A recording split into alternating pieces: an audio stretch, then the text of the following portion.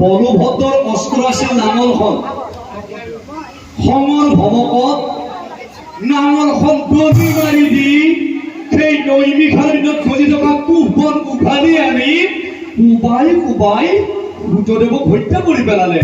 এই শাস্ত্ৰৰ আসনে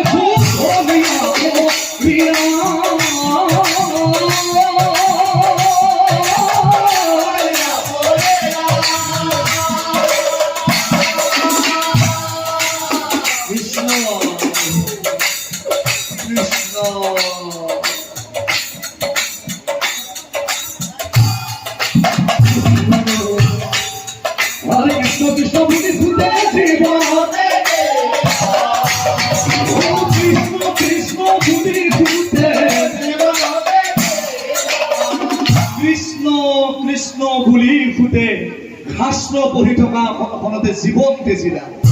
লগে লগে নৈমিষাৰণ্যত হাহাকাৰ লাগিলা। আৰু তেতিক্ষণে প্ৰভু কৃষ্ণ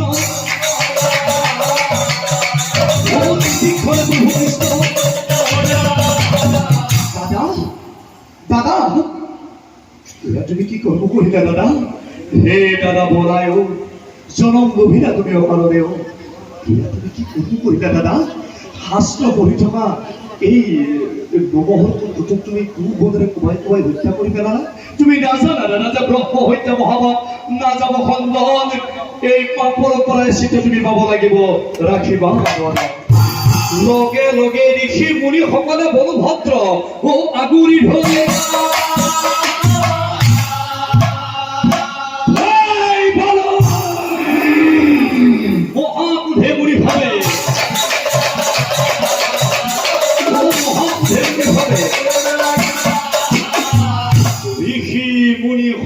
বলভদ্ৰ তুমি কি কৰ্ম কৰিলা? শাস্ত্ৰ পঢ়ি থকা ভূতক তুমি কুবনেৰে কোবাই কোবাই হত্যা কৰি পেলালা। শ্ৰীকৃষ্ণৰ জ্যেষ্ঠ ভাতৃ হৈ তোমাৰ এনেকুৱা ব্যৱহাৰ, এই পাপৰ পৰাই চিত তুমি পাব লাগিব, ৰাখিবা কোন বলো যি কুবনেৰে কোবাই কোবাই তুমি ভূতক হত্যা কৰি পেলালা। যি কুবনেৰে কোবাই কোবাই তুমি ভূতক হত্যা কৰি পেলালা।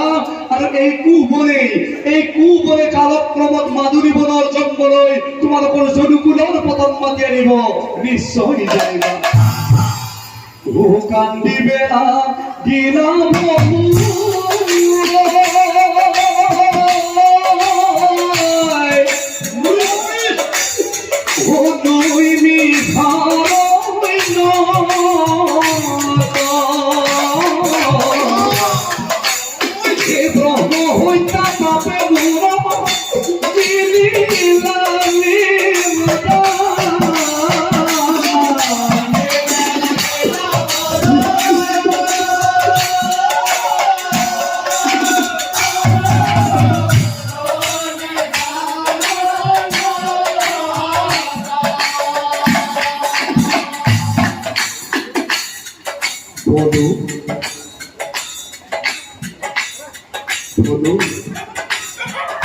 ব্রহ্ম হত্যা পাপে তোমার বেদিব বিপদ তুমি অনুতপ্ত হয়ে যাও, অনুশোচনা কৰিছে।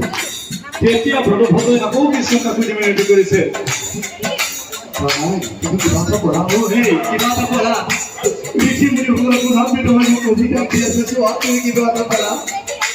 প্ৰভু কৃষ্ণই কিন্তু হাঁহি হাঁহি কৈছে যে দাদা এই মুহূৰ্তত মই একো কৰিব নোৱাৰো, নকৰো। কিয় নকৰো?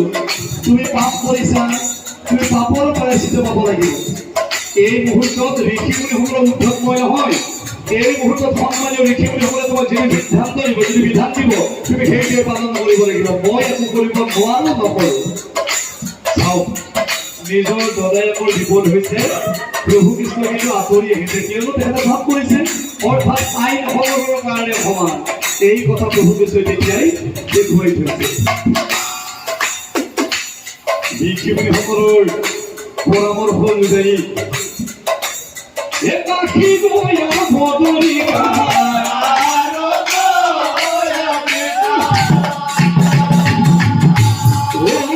একাকী গয়া বদৰিকা,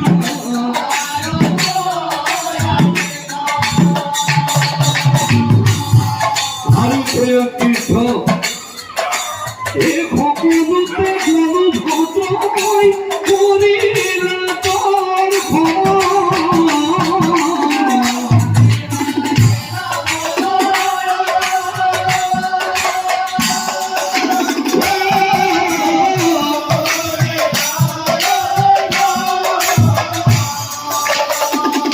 তেতিয়া চাওক, ঋষিমুনিসকলৰ সিদ্ধান্ত অনুযায়ী ব্ৰহ্মহত্য মহাপাপ খণ্ড নিয়াৰ অৰ্থে বলভদ্ৰ তীৰ্থ ভ্ৰমণ কৰিবলৈ গুচি গ'ল, কিন্তু ভাগৱতখন আধৰুৱা হৈ থাকিল।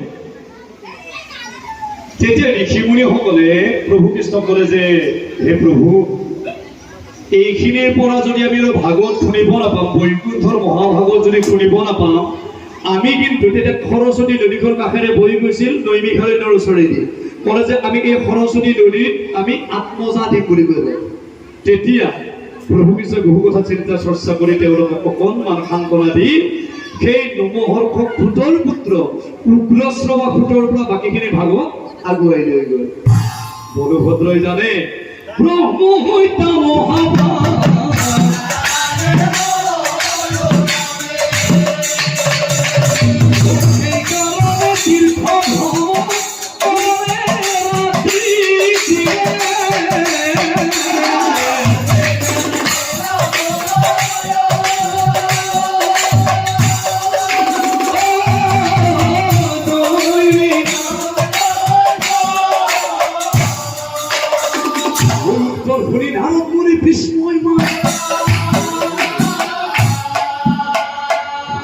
নাৰায়ণ নাৰায়ণ নাৰায়ণ শব্দমণি, নাৰায়ণ শব্দমণি। যেতিয়া আকৌ নাৰায়ণ শব্দ নাৰদৰ মুখৰ পৰা উচ্চাৰণ হইলা, আকৌ এটি পক্ষী গুচি মনুষ্য ৰূপ লৈলা, থাকিল এটা। তেতিয়া ক'লে যে, হে দেৱৰ্ষি, তোমাক এইবাৰ আমি শেষৰ প্ৰশ্নটোৰ উত্তৰ দিবলৈ আমি চেষ্টা কৰিম। তোমাৰ শেষৰ প্ৰশ্নটো এইটোৱেই নাছিল জানো, যে কি কাৰণে দ্ৰৌপদীৰ পাছতি নন্দন শিশু কালত কিয় বাৰু হৈছিল নিধন? অস্বস্থময় মুণ্ডকাতে সেই পুত্ৰগণৰ কোন আছিল সেই বংশপুত্ৰ কোৱা পক্ষী গণ বুলি তুমি আমাক প্ৰশ্ন কৰিছিলা। এতিয়া তুমি শ্ৰৱণ কৰা, তুমি শ্ৰৱণ